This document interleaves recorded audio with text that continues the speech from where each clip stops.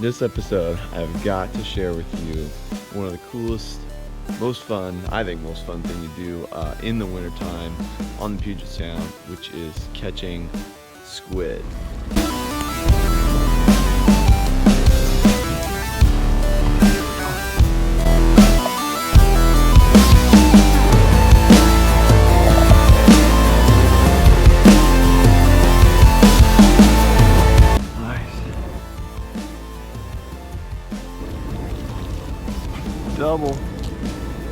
Double squid.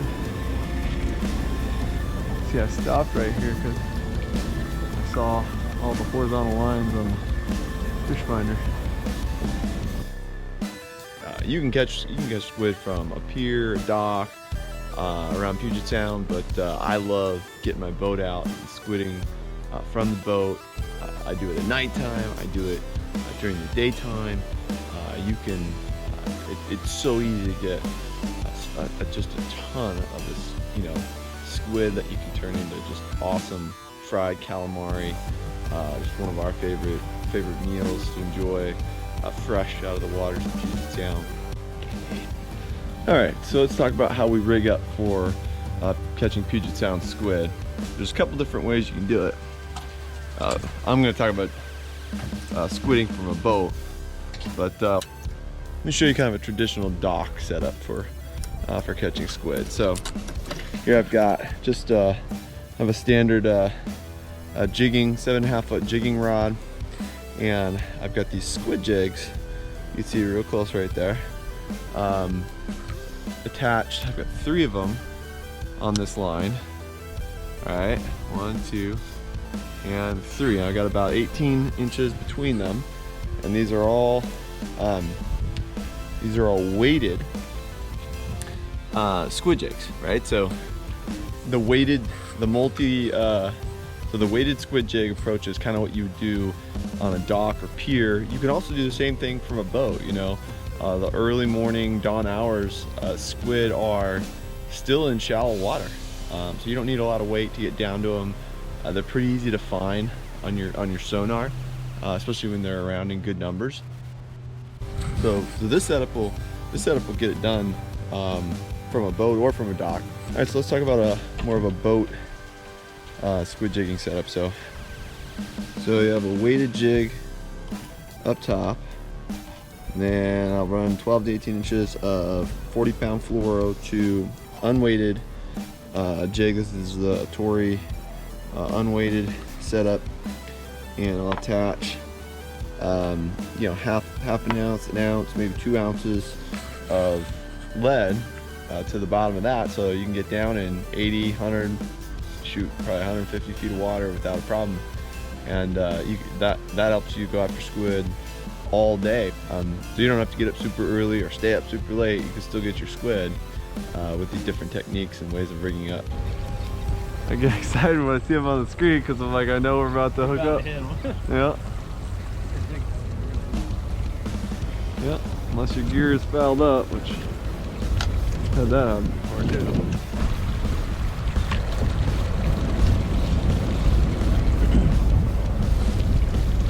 Such a simple fishing too, but it's exciting. So so exciting. Yep.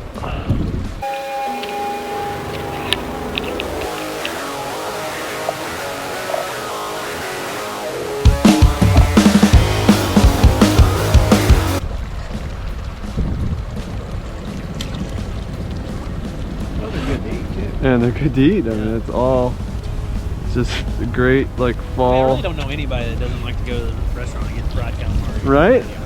All right, so let's talk about squid lights, right? You want to squid at nighttime when they're in shallow and it's easier to get them. Or maybe one of my favorite things to do, I'm an early morning riser. I like to get up, get out there a couple hours before dawn, before sunlight, and I'll get my squid then, and then I can keep squidding, turn my lights off as it gets lighter. But let me show you my light setup. It's super complicated. I don't know if you'll be able to do anything like this, but starts with just a portable generator. You can run it off a 12 volt you know, with battery and a harness, wiring harness as well. Some people even got it where they can they plug them into their downrigger connections, and they plug their lights in there as well. I haven't gone that far.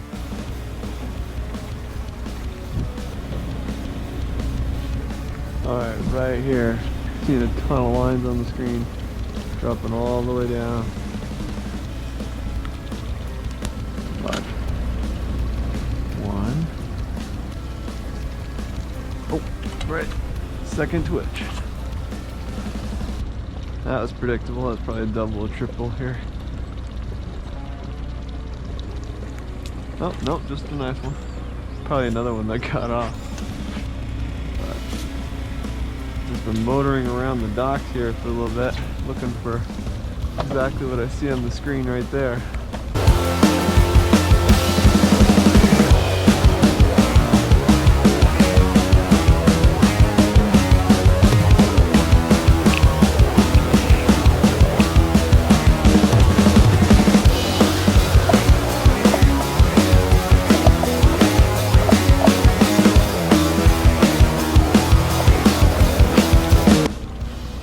This is a lot like fishing for rockfish around a reef, where you're just trying to stay on them and stay vertical with boat control.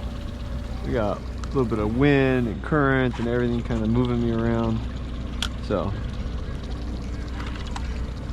oh geez, this is probably some seaweed. When you go straight down like that, let's see what we got here. Nope. Wow. It's just a nice one. Holy crap, look at the size of that. Come on, get in there. See, I'm looking at my screen and all of a sudden the lines are gone. So, I need to get back on top of them here. Let's see. Right here. Alright, so then we got a portable generator here, extension cord, and extension cord running back to my boat where I got my squid lights. Another thing about squidding at nighttime is you don't need a boat that's outfitted with lights and a tower and all of this stuff. I launch really close to where I'm squidding, so I just open up my front cab, and I run the kicker from the kicker motor, and I just have a powerful headlamp. That way I can see anything in the water, and I'm not going to go very fast anyway, so I'm not too worried about, you know, running into a log or something like that, because, you know, number one, I can see it. Number two, I'm going real slow to just motor over to my squidding area, because, you know, a lot of times these squid, they're already drawn in by the lights around ferry docks, around public piers where people are doing this squidding at, and you can just kind of pick on the edges of that. You want to stay out of the dock squidders way, of course, with your boat. You don't want to get right up on top of them, but you can get it done really close to where you launch. Not sure where they move to.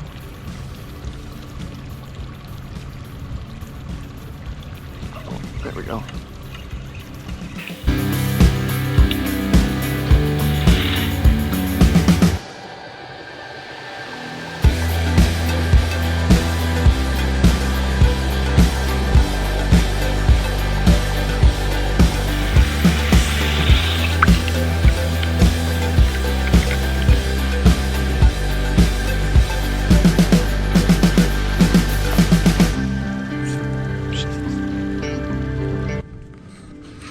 Alright, so we got our extension cord running back, and I'm going to show you my super simple light setup.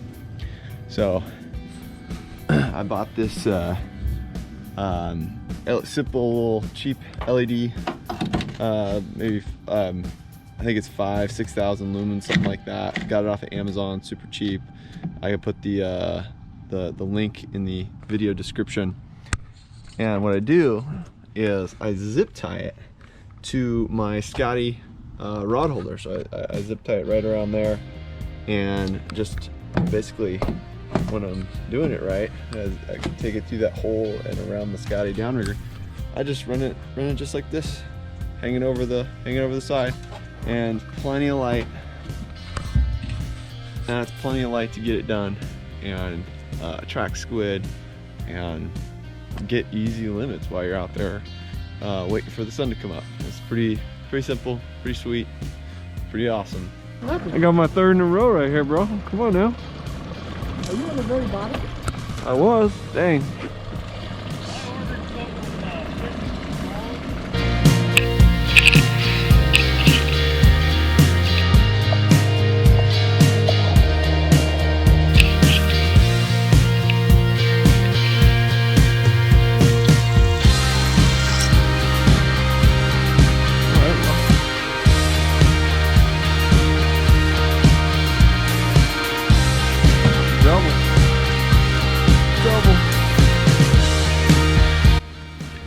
My wife here, Jadine's gonna show us how to process these squid in an easy way.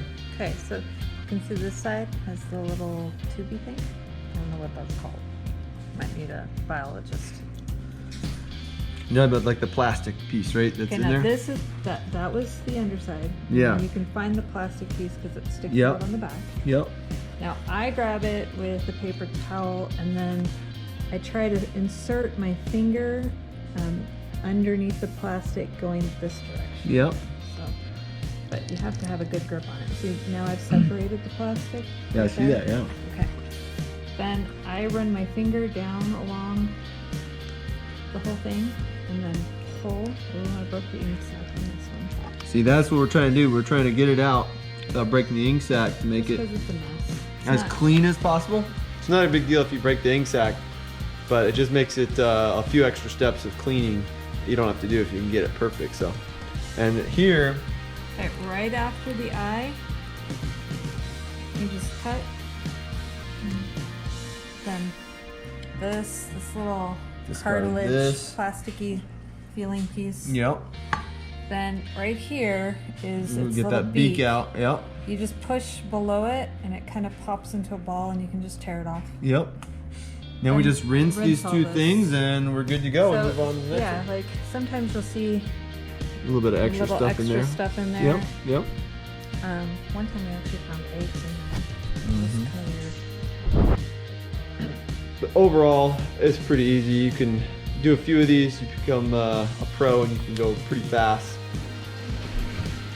All right, so after we clean the squid, we soak them in buttermilk for about how long?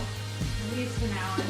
We soaked them, But you really can't do it too long. 1.5 cups of flour, 2 teaspoons of salt. I use Himalayan salt.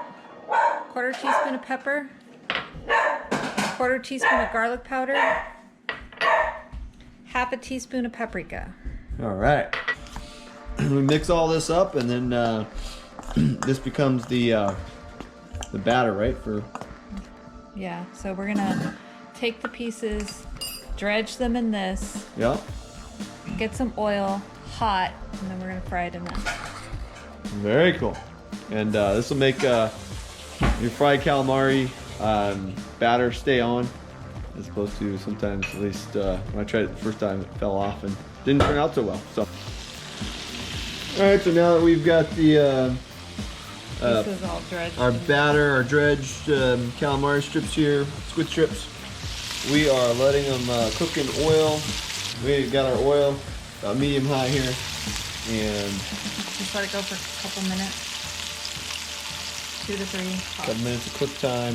You can kind of see it change, just start to change color, get a little light brown side, and indicate doneness. And here we have the finished product. Delicious fried calamari, a little bit of garnish on there. Tastes absolutely wonderful. Bon appetit. I like to put a little horseradish sauce on my my calamari. I like the lemon Oh. olive oil better. That lemon olive oil and cilantro. Oh man, that is good. And we also got a little bit of lemon. What are you doing?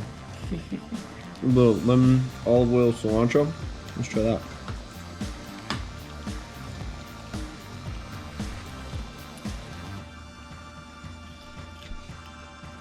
Oh man, fantastic. You know, in the state of Washington, we just got hit by a bunch more lockdowns and, you know, due to coronavirus and COVID and you know, just thinking about it, the way that the restaurant industry has just been absolutely crushed. With no dine-in, only takeout and delivery. It's just really tough for restaurant owners to turn a profit and to really just have a full staff. So if you're in the Puget Sound area, particularly if you're in the South Sound, you know, reach out to me in the comment section or Kyle at pnwbestlife.com. Love to take you out squidding. If you're in the restaurant industry, maybe a restaurant owner or someone who's you know, not able to work because their restaurant has shut down, or get a hold of me through the comment section or my email, Kyle at pnwbestlife.com. I'd love to take you out squidding or one of these fisheries in the wintertime and encourage you during this just incredibly difficult time. Hopefully you enjoyed this squidding tutorial and squidding adventure in the South Sound. Please like and subscribe to the channel here, Pacific Northwest Best Life. We've got lots more content coming, hopefully on some hunting activity, Puget Sound blackmouth, some steelhead,